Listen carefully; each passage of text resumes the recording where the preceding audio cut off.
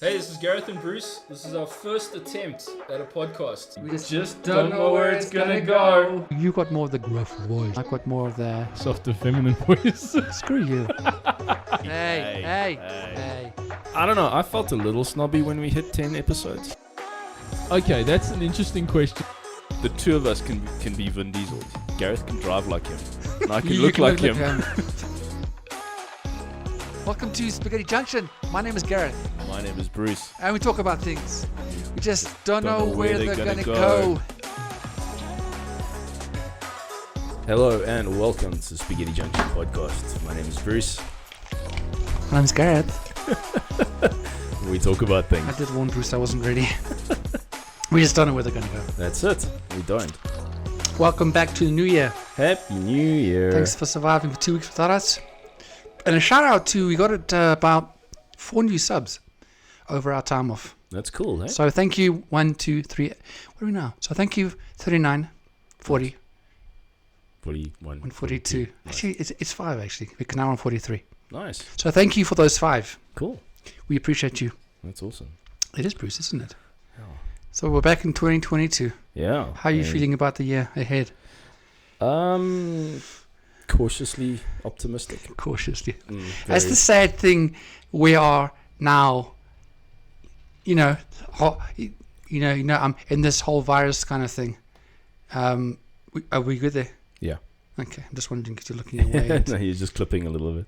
I'm sorry. I think I'm you're excited. getting excited. I am, Bruce. Yes, So just hold yourself in a little bit. can't. So cautiously optimistic, which shows that we've been living in a COVID time for the last few years when we actually have to say cautiously. Yeah. No, normally it's like I'm optimistic. Yeah. This is cautiously That's optimistic. it. Yeah. That shows you. Well, we'll see. Yeah, got some new things happening this year, and just seeing where things go. We just don't know where they're gonna go. Oh, well, I'm hoping. Yeah, exactly. Did you know? One thing that's been bugs me, and we couldn't. Obviously, I couldn't bring it up, over the last 2 weeks because we weren't here. So it's like been percolating in the back of my head. Yeah. What bugs me? Those those interviews, on the news. Oh yes.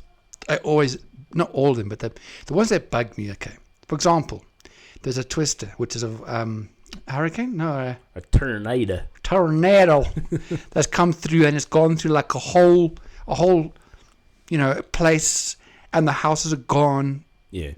and the reporter will go up to a person and say, hey man, your house is gone, I think your dog's died, Yeah. your wife is missing, how are you feeling? Yeah. And it's the most rhetorical question. Well, thanks for asking, man. Actually, I'm feeling bloody good. Yeah, I mean, I don't need. I am peaking, but I think it's the system. You can move your head. You can move yourself away from the mic a bit. No, I like my microphone. What I was trying to say. So yes, so how are you feeling? Well, my wife is gone. It's great. My house, no more rent. It's fantastic. My dogs, no more dog food. It's the greatest thing that's ever happened to me. Wow. Or they ask at a funeral. So, it's a horrible time. Your dad's passed away. How are you feeling? How would you feel? I'd punch the guy personally. True. But the answer that they're asking is a stupid question. I mean, how the hell do you think I feel? Exactly. How the hell do you think I feel? Or they're asking somebody, for example, that they won $1 million. R1 million, they won the lotto. So it's fantastic. You won the lotto. How are you feeling? Oh, bloody shit, man. I can't freaking believe I won $1 million. Yeah. I mean, R1 million. And all my debts are paid. And I can buy a house for my mum. Oh, I that's so feel absolutely shit. Like, why did this happen to me? I don't know. Yes. That's what's always got on me. It's like it's obvious the answer, you dum-dums. How do you feel?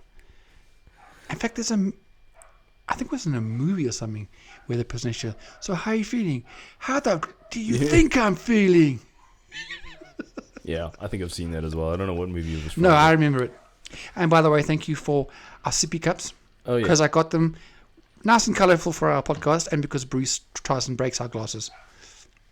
So I said this time. I'm lifting it over the mic stand this time. Yeah, it's actually pretty clever. Let's hope this is a little bit of a... So here's to a new year with Pepsi, who still are not our sponsors. Not a sponsor. But we After enjoy 60... them anyway. Did we actually say that? This is episode 60. We didn't. No, we didn't. No, we didn't. I said that in the little sound... The sound little clap. Sound editing intro. Oh. So yes, this is Episode 60. episode 60. It's a good start to the year. So come along for the ride. Yeah, it's a good start to the year. So I have a question for you. I like questions from you all the time, Bruce. Do you collect anything? Do I collect anything? Heartache and sorrow. Wow. Okay, I was not expecting that. No, I think... No, I don't. I mean, I can't say that movies and all that kind of stuff are collections. So no, I don't know. It's a lot of money, personally, and a lot of time that I don't really have to invest in something. Okay. Why do you ask? Well, because today we are chatting about people who kind of go a little overboard when it comes to collecting things that most of us would actually think are absolute, just worthless. Or unnecessary. Or, what we feel is like normal people. And again, normal. Yes. Yeah, because what is normal to today? Normal. Yes. Yeah. So we're discussing the disorder known as hoarding. Hoarding, and, yes. It's a very real and that's got nothing to do with the sex trade. It's also spelled differently. That would be whoring. Wow, Bruce. I wasn't even talking about that. Oh, you brought it up. Someone goes to the bottom and they just swirl around the mud. Yes, sorry. Back to your hoarding. Yeah, and it's a very real thing. It's not as rare as a lot of people think. What is hoarding actually, Bruce? I mean, I can give you a definition if you want, but... Well, yeah, why don't you give us the... Okay, Bruce. Give us the 411 of... The 411? Very nice. I don't know what that means. Okay. So this is pretty much on a medical website. Hoarding disorder is a persistent difficulty Hoarding disorder is a persistent difficulty discarding or parting with possessions because of a perceived need to save them. A person with hoarding disorder experiences distress at the thought of getting rid of these items. Excessive accumulation of items, regardless of actual value, occurs. Sure. That's a very succinct, as your word for the weekend. Succinct yes. Description of it. Because, that is... I didn't actually know that it was a mental thing. I just thought it's people, who are going through like a really rough time. Yeah. And they're trying to fill their life with clutter until it begins to get out of control. Yeah. And I think that's part of it. It can be, yes. But I didn't really think to the extent that is an actual disorder. Yeah. And it's amazing how many different things actually can cause it. Yes, exactly. From anxiety and depression through to childhood abandonment issues to all kinds of things. It's quite scary when it gets out of hand. Yeah, I mean, speaking about childhood thing, is that I need to find it, but it basically there's a written thing, not a report, but anyways, that was saying that it can even start between the age of 11 and 15. So something, for example, happens around that time, and then it grows mentally. Yeah. And then it normally affects after that. It normally affects older adults, like late 30s, more into the 40s. Yes. And higher from that. Yes. Yeah. So so that's something that I didn't realize that it started that young. Because the research that I did talked about sort of the kind of a classic case of like a hoarder. Yeah. Is someone in their 50s. Okay. And which I can understand is because as we get older, we get sort of very set in our ways, and if you've been doing this, you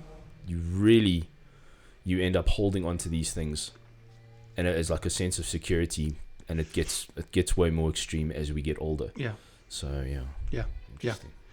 Some of the symptoms of this. Okay. Signs and symptoms may include excessively acquiring items that are not needed or for which there's no space. Yes.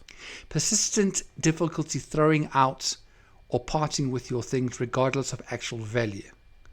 Feeling a need to save these items and being upset by the thought of discarding them. Building up of clutter to the point where rooms become unusable. And one more, having a tendency towards indecisiveness, perfectionism, avoidance, procrastination, and problems with planning and organization. Yeah. So it's like it's weird. It can be either one of two extremes. Either the person wants to avoid dealing with making decisions and organizing things, or they get so narrowly focused on one specific collection of items that so it goes all the other way, and so they want to hold on to it. So it's crazy how it runs the spectrum of different, I don't know what you call it, brain functions and different thoughts that go through that person's head. Yes. Regarding this stuff that they have. Yeah, and I read in there as well. One of the things linked to it is OCD, which makes a lot of sense because you focus, as you say, on one or two specific things that the thought of actually, throwing away or putting things away. In your OCDness, it just clouds everything, and then you just begin to, it's just too much. Now, what I learned when it comes to the OCD thing, they thought it was like a very specific offshoot of OCD, but it's not really. Okay. But it does have hints of that, because if you think of like an obsessive, an OCD person, they want neatness and order. But if you go into a hoarder's house, it's just chaos. True. That's very true. So there's that aspect to it as well. So okay, maybe more on the. That's actually a very good point. Yeah. So that's a good point. So people with this disorder typically save items because they believe that these items are unique or will be needed at some point in the future. I was actually watching a whole thing, on Oprah. That was like 2007. Yeah. It was actually very, very, very interesting. And the lady, in question, who was a hoarder, they were trying to move things, out of the house because it was just. And they were trying to help her. But she said, no, I need that. And they were saying, well, why do you need that? Well, I'm sure I'm going to need it sometime. So if I throw it away and then I need something, then I don't have it. Then I've got to go buy a new one. And that was so interesting. And very typically, whatever they save because they think they're going to need it, they end up never using it or never needing it. No, I mean, this lady found a wallet of her father's with you good? Mm-hmm. With photos from her father of the children, and she said, this means so much to me. And the guy said, well, it meant so much to you that you hoarded and you put it on the bottom of the pile that we just managed to find underneath piles of clothing. Yeah. And he said, can you just not see that actually this is a problem, and that very valuable, powerful things that you need, you're actually losing because, and that was like over 10 years. It was just growing and growing and growing. It was very, very interesting. Sure. The items have important. Okay, this is what they think. They save them because the items have important emotional significance, serving as a reminder of happier times or by representing beloved people or pets. Supposedly, they feel safer when surrounded by the things they save. Yes. And the biggest one that's really funny, it's funny in the sense it doesn't make sense. They don't want to waste anything. Yeah, and they've got this sense so they just.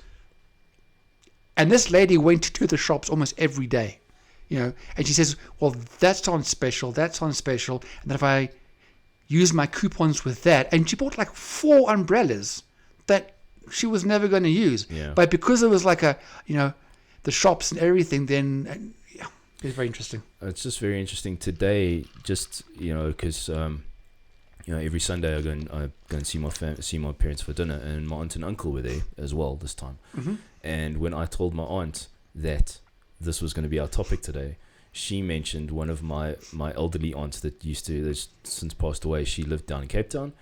She would actually hoard newspapers, and her thing is she was going to read them, and she never did. But she had piles and piles That she hadn't of read. newspapers. Yeah, she kept them. She thought that she'd read them. She didn't want to get rid of them. So it was barely just newspapers she read. Other than that, That's interesting. yeah. So Yeah, but the more that that are there, yeah, or for example, they get wet and then it begins to mold you, and then it's. But that's interesting. yeah. So because she didn't read them, or she thought that she was going to need them, and then she just And didn't. and then they just built up and up and up. But she did form that sort of attachment to that, and you see that a lot with hoarders. Is Okay. that I think it's maybe more the men that do that. Is that you find they hoard newspapers. Okay. Maybe more so than the women. That's something that I didn't look into, is the differences in items between men and women and what they would hoard. Okay. I can understand women maybe clothes and holding on to a lot. I know the one episode of this thing that I did watch, whereas this lady's mother had clothes like you wouldn't believe, and shoes and all kinds of stuff, included in all the other Okay, so it wasn't just that miscellaneous stuff. Yeah. No, it wasn't just clothes, but that was a big part of what she hoarded. Okay. So, yeah, very interesting. Okay. So. Can I say the one thing that we started was that when you were saying,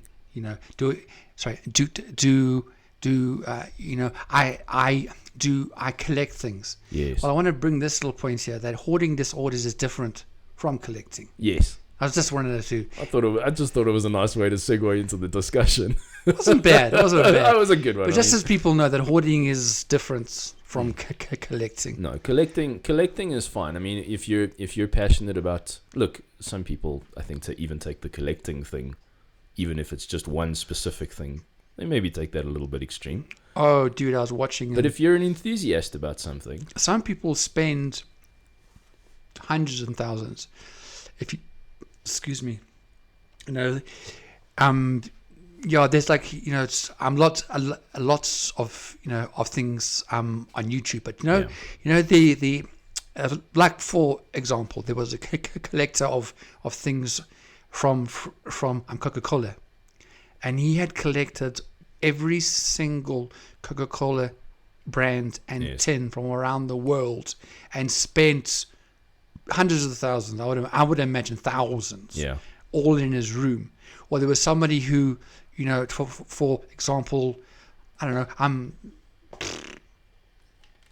Harry Potter or Star Wars. yeah, They would buy all the little statues and like any form of memorabilia around that. that's it. And they had like a room full top to bottom. Yeah, It's not hoarding, but damn, it's it could be like a lighter. It's not a lighter form of hoarding, but it's just interesting how people. And I know it's not what we're going out. Just jumping from hoarding yeah, to what you said, collecting. yeah.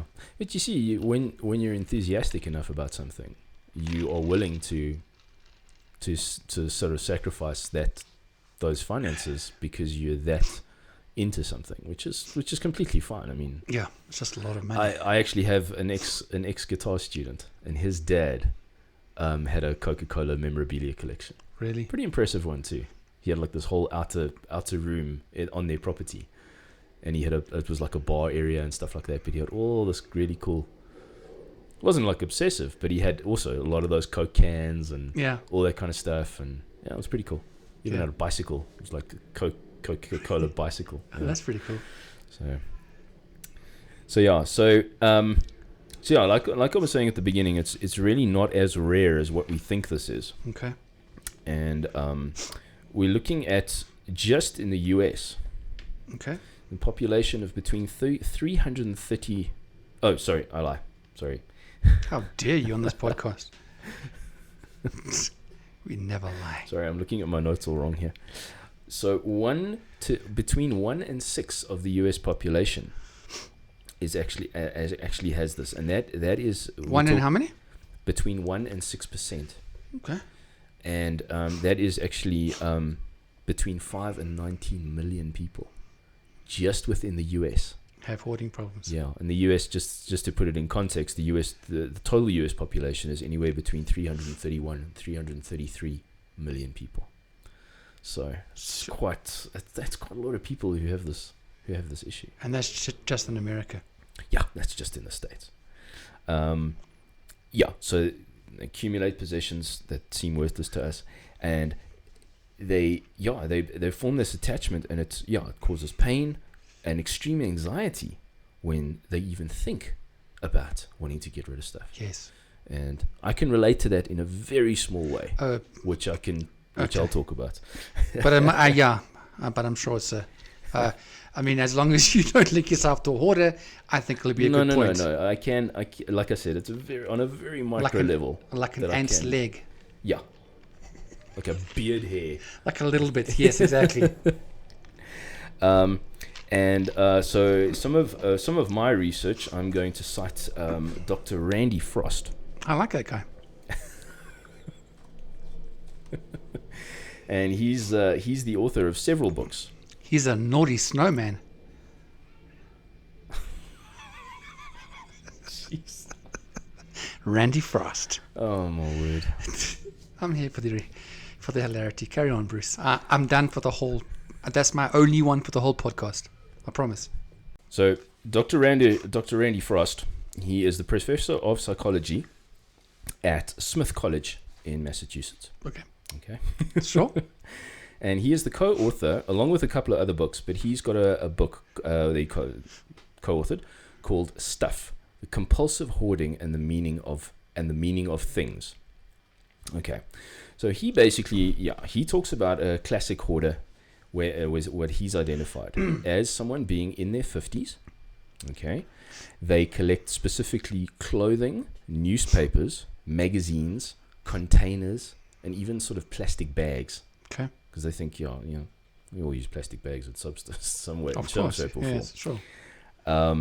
And these people actively go out and acquire items. So they'll go to garage sales, and they'll rummage through other people's garbage, and people put their bins out and stuff like that. Really? Because a lot of people will put stuff out on the pavement.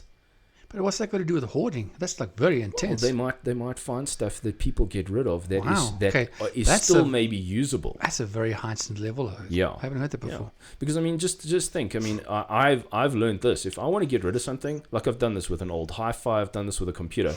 You put it out late on a Monday night on the pavement. Next morning it's gone. Yeah. So it's such an easy way to get rid of stuff. So I've done that, and then and then what they do, they struggle to get rid of things and they think they need to save everything. Correct. Instead of sorting out the usable things from the unusable. So they lack the ability to organize things like that. So that's and I think I can, like I was saying. I'm waiting for this. What, that I can relate? I'm waiting for this.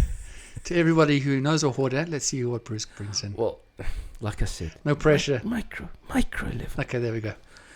So, I'm a musician. I play guitar. For 25 years, I've been collecting guitar magazines. 25 years? Yeah. So I've got quite the collection of guitar magazines. Fortunately... How many would you think? I don't know. But I think if you piled them up, they would probably reach to about that high. Holy crap. Mm. Okay, that's I've got a lot. Okay. Now, lately, I've started thinking maybe I should get rid of them, because everything I need is online. But they've been such a valuable resource to me over the years. So it's not something that I just haven't used. I've really used them.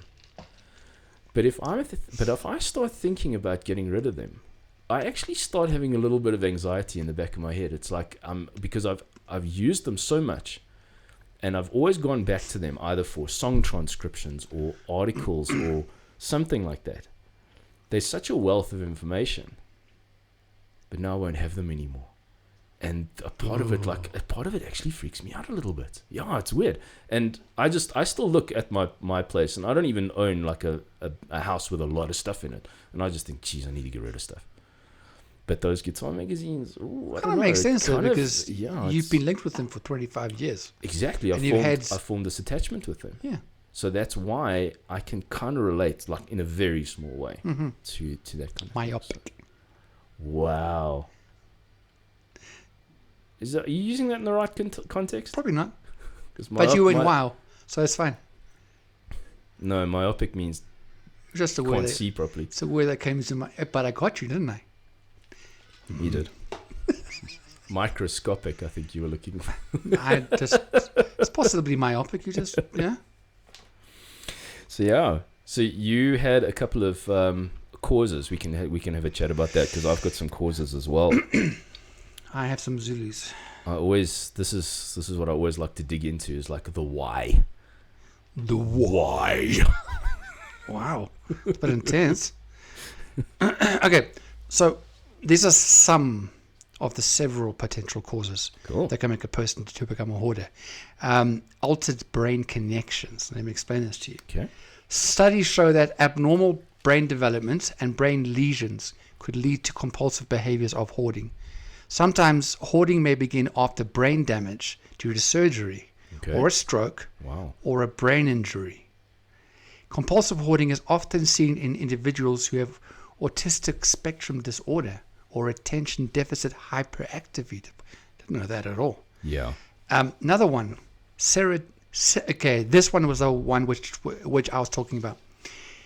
Serotonin and obsessive compulsive disorder. So research shows that the chemical serotonin seems to play a part in OCD. It is a chemical that the brain uses to transmit information. Altered serotonin levels may play a role in compulsive hoarding as well. Hoarders may develop this condition much later in life. And in addition, hoarders have less awareness that their condition is abnormal compared to patients with OCD.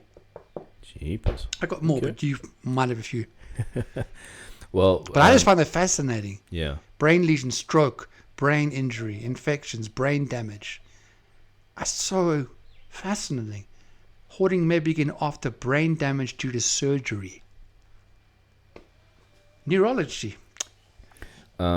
It can also be partly a genetic cause. Hereditary, yes, that's right. So if you have a parent or a relative that does this, there might be a good chance that you might be susceptible to it in later life. I didn't even know that, eh? That's quite scary. It's a hereditary thing. But it's good. It's good that if you know that, because then you'd be able to spot that kind of behavior if you're that in tune with your own behavior. Then you can go, oh, hold on a sec. Things are getting a little cluttered in here. Maybe I should rethink stuff. Yeah. We talked about the ADHD, where especially when faced with a task that is difficult and requires careful thought and effort, they avoid that. But then, like I said to you, the opposite is also true, where people can get too narrowly focused on something and forget. They don't really think about how that one thing fits into the entire context of their lives. Like, why are you so obsessed with that bottle cap? Which is OCD kind of thing. Yes. Yeah. Where it's So yeah. But not from a neatness point of view. No, but focusing on something. It doesn't have to be neatness. OCD doesn't involve just being neat. There's a whole spectrum which you know from our conversation of OCD. It's quite interesting. I had one of the bands I was in, our bass player was like that. I mean, if you looked in his cupboards, everything was like rows, hey. And if you want to talk about a collector of musical memorabilia and vinyl records and figurines, this guy. Really? And it's like he can't have a collection that's incomplete. Oh, really? Yeah, he has to have it exact. Yeah. Wow. Okay, that's a lot. Great guy, awesome bass player, but that's his thing. It's very interesting. So when I was talking about how it can start between 12 and 15, interesting enough, this is in addition to what I was saying, that it can also, so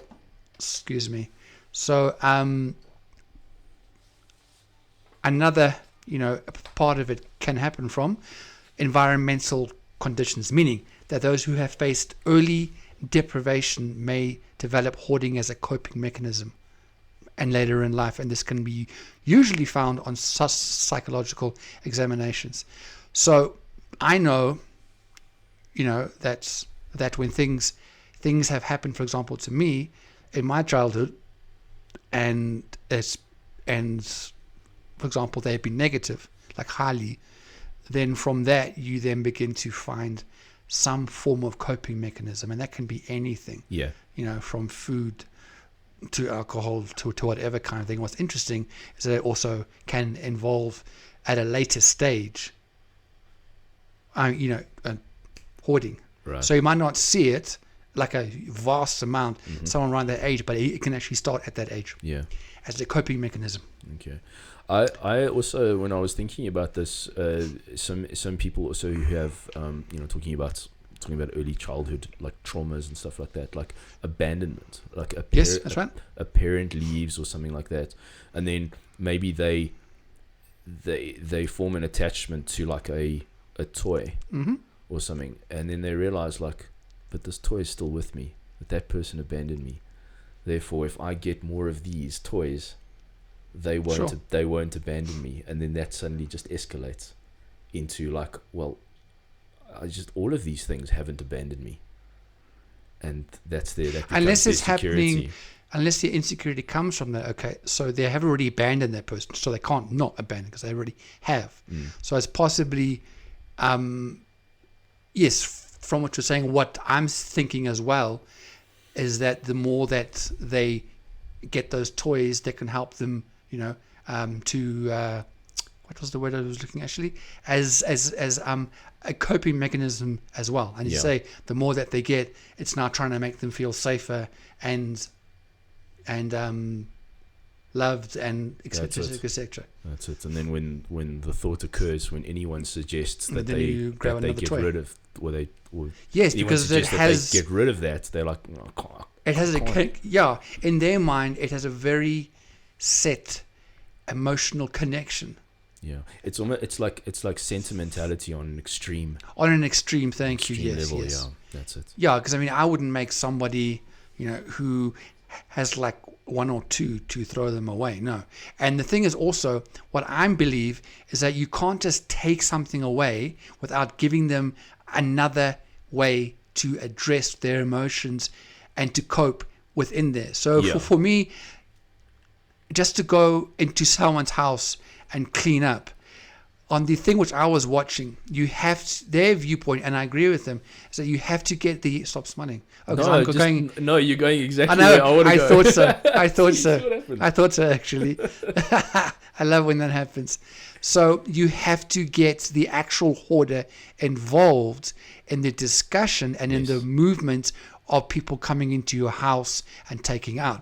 Correct. So the actual thing of like, okay, cool, well, my mum's away for the weekend, I'm going to go with my sister and just clean up the whole house.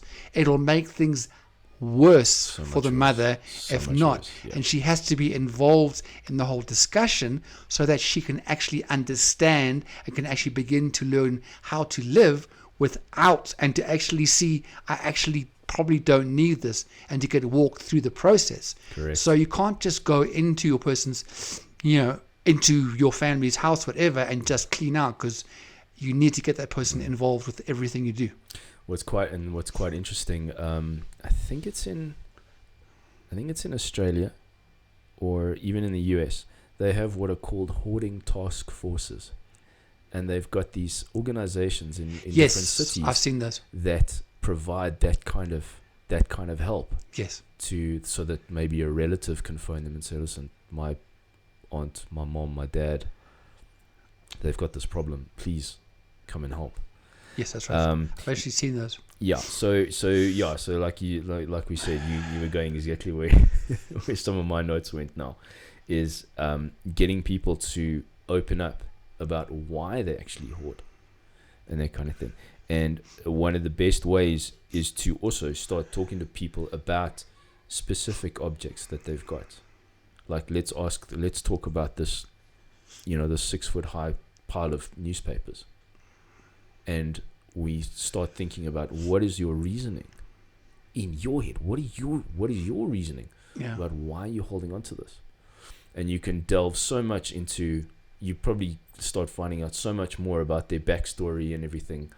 And and then you can sort of open up that discussion in a more rational way of like, well, can you see how this pile of newspaper is actually holding you back in some way because you're now holding on to this and all of that. So, and I would imagine that all of the people who do that, there's at least one person who has a psychological background or has a link to someone, because obviously it's a psychological thing. It's not just I like my newspapers. It's the actual, as you say, it's a deep-seated thing that's just not going to go away.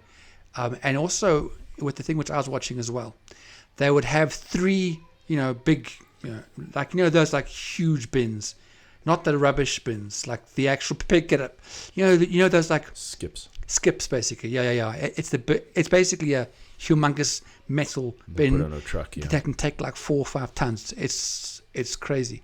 And they did 3 of those. Okay, one was labeled to keep, to donate, and or to throw away. And they actually had to go through that process over time and begin to work out, okay, actually what you say you need to keep, now we're going to go back to it and discuss it, and then bit by bit they would actually move it on. So it's not just going in and removing everything. No, it's got to be a very it's just working out process, the stuff that she actually would like to keep and why. So you don't just yank everything away, because that's going to solve the problem. There are some things in the hoarding that is actually important to the person and sentimental, and actually you do need to use it. Definitely, I can use this stuff, but the rest, One of the main points I've got written down here is you're asking that person, what is the actual cost of keeping this item or throwing this item away? What is the cost financially? What is the cost in just the mental cost and the emotional cost? And then figuring out, okay, if it's figuring out maybe mental and emotional cost, it actually isn't really that much. Okay, maybe we can decide to throw that away and that kind of thing. This has been a pretty cool discussion. We've got like 3 minutes left. Any closing thoughts from your side? No, I just wanted to a closing thing really from me is that other mental health conditions such as social phobia, fear of social interactions, bipolar disorders, specific phobias or fears, anxiety and depression, all of that may give rise to compulsive hoarding behavior. And usually hoarders may suffer from loneliness or substance abuse or dependence of such. All right.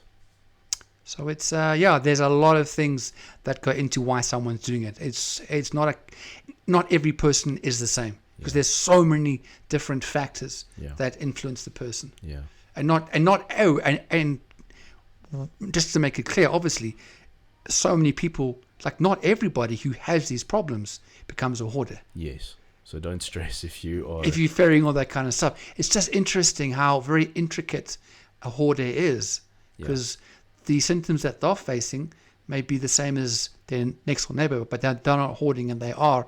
And that's the interesting part. And that's obviously where you've got to go deeper and psychology. And I think my final thing is, if you do know a hoarder, don't try and, deconstruct and work it out. Because that's, to me, and what I've been reading and what I understand is that it's an actual psychological disorder, and they need to go and speak with somebody who is more experienced in that. So do what you can at your level. Love them, be with them, accept them, but just help them not to accept everything going on with it. Yeah.